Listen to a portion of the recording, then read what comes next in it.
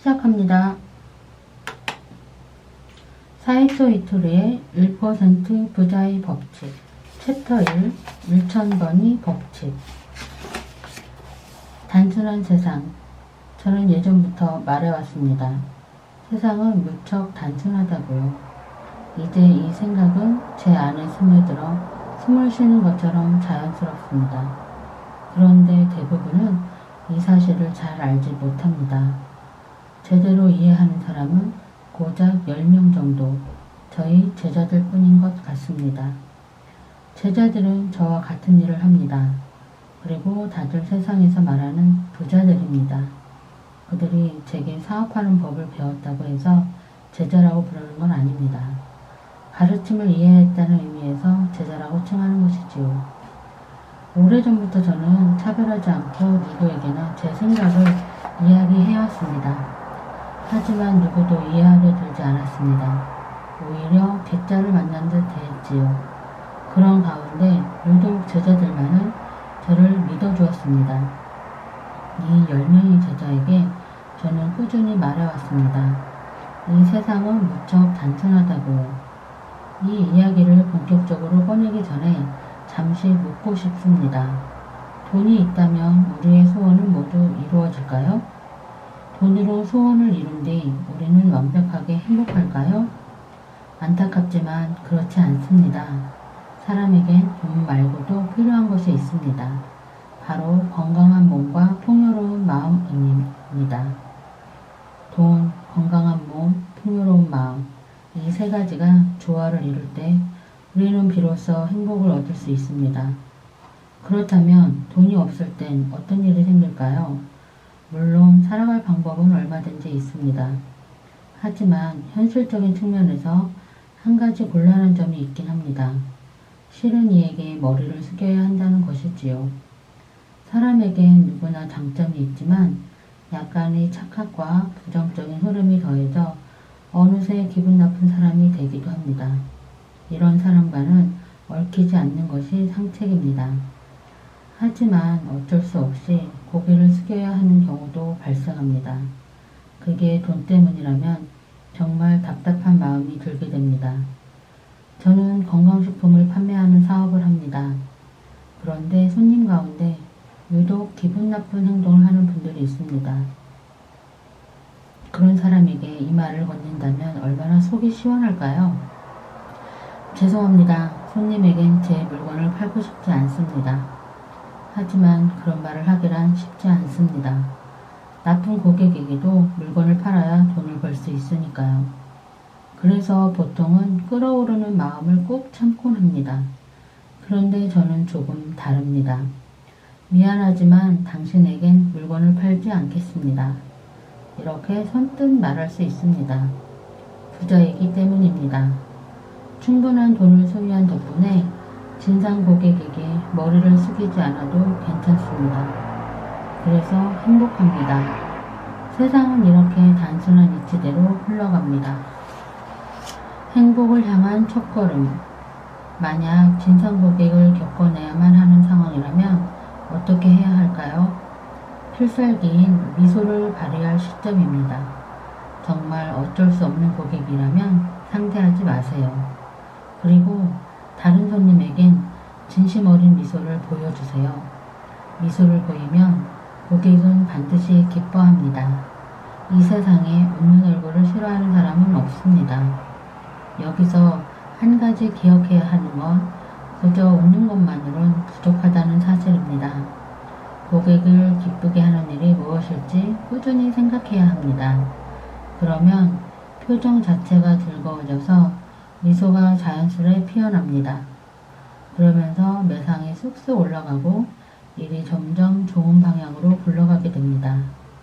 장사의 기본은 호감을 얻는 데 있습니다. 호감을 얻기 위한 가장 좋은 방법은 바로 미소입니다. 음식점이든 야채 가게든 모두 마찬가지입니다. 배를 채우거나 채소를 사겠다는 이유만으로 손님이 그곳을 방문하진 않습니다. 그 가게에 즐거운 일이 있을 것 같으니 찾아오는 것입니다. 그런데 점원이 퉁명스러운 표정을 짓고 있다면 보는 사람까지 기분이 나빠질 것입니다. 계속 뚱한 채 있다가 손님이 들어올 때 갑작스레 미소를 지어도 소용이 없습니다. 손님은 우리가 생각하는 것보다 훨씬 똑똑합니다. 그런 식으로 행동해 보았자 금세 들키고 맙니다. 제 얼굴이 돈다발로 보이는 모양이죠? 만약 손님에게 이런 말을 듣는다면 장사하는 사람으로서 자격 미달입니다. 자신이 하는 일을 진심으로 즐기며 그 기쁨을 손님과 나눠보세요. 그날부터 매상이 쑥쑥 올라갈 겁니다. 미소의 위력. 사업을 하다 보면 여러 유형의 사람들을 만나게 됩니다. 회사원도 마찬가지입니다. 막말을 하는 상사, 속 좁은 거래처 사람들과 어쩔 수 없이 마주해야 합니다. 제발 그만 좀 하세요. 마음에 들지 않는 상대에게 이렇게 당당하게 말할 수 있다면 참 개운할 겁니다. 현실적으로 이런 일이 쉽지 않다면 주변에서 싫은 사람이 사라지는 것만으로 행복하겠지요. 이 일을 가능하게 하는 것이 바로 미소입니다. 상사나 거래처 사람들을 대할 때 활짝 웃어보세요. 이때 기억해야 할 사항이 있습니다. 어떤 상황에서도 미소를 잃지 말고 언제나 상대의 기대에 부응할 수 있다는 듯한 그런 밝은 표정을 짓는 것이 중요합니다. 그렇게 하면 마음에 들지 않는 사람들이 주변에서 저절로 사라지게 됩니다.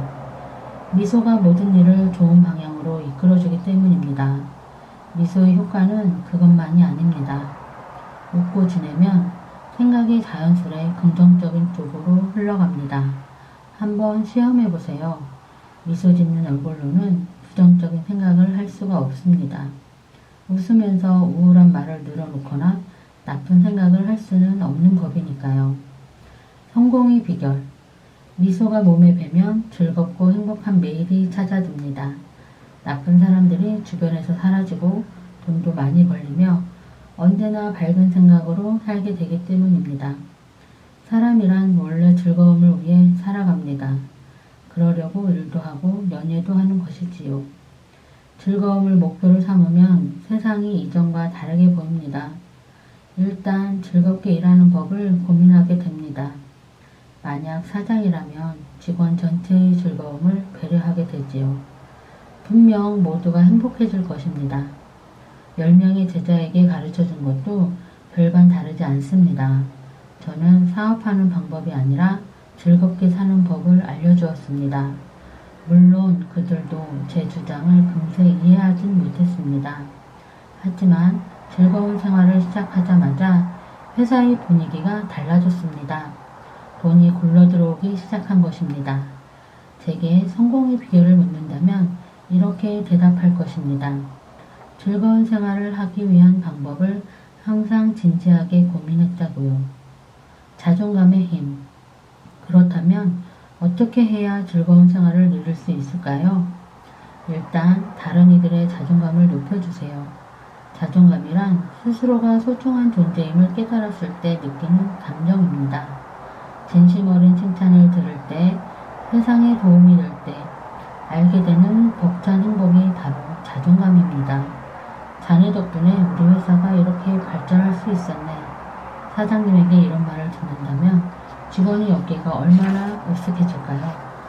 나는 중요한 사람이구나. 이 회사에 꼭 필요한 인물이었어. 이런 생각에 무척 기쁜 마음이 들 겁니다. 이럴 때 자존감이 충족됩니다. 이것과 형태는 다르지만 좋은 차를 타거나 어엿한 집을 구입하는 것도 자존감을 충족하는 행동입니다. 아마도 사람은 자존감을 채우기 위해 살아가는 존재일지도 모르겠습니다. 고액 납세자. 가끔 이런 사람이 있습니다. 자신의 자존감을 채우기 위해 타인의 자존감을 뭉개는 이들 말이지요. 남의 결점을 지적하면서 즐거움을 느끼는 사람이 바로 그런 부류입니다. 타인을 깎아내리고 낙담시키는 방법으로 에너지를 낭비하는 것만큼 한심한 짓은 없습니다. 남의 결점을 찾아내 그걸 큰 소리로 지적해봤자 자신에게 좋은 점은 하나도 없으니까요. 성공하기 위해서는 즐거운 생활을 하도록 애쓰고 그러기 위해서는 타인이 자존감을 높여주라고 앞에서 언급했습니다. 끝났습니다.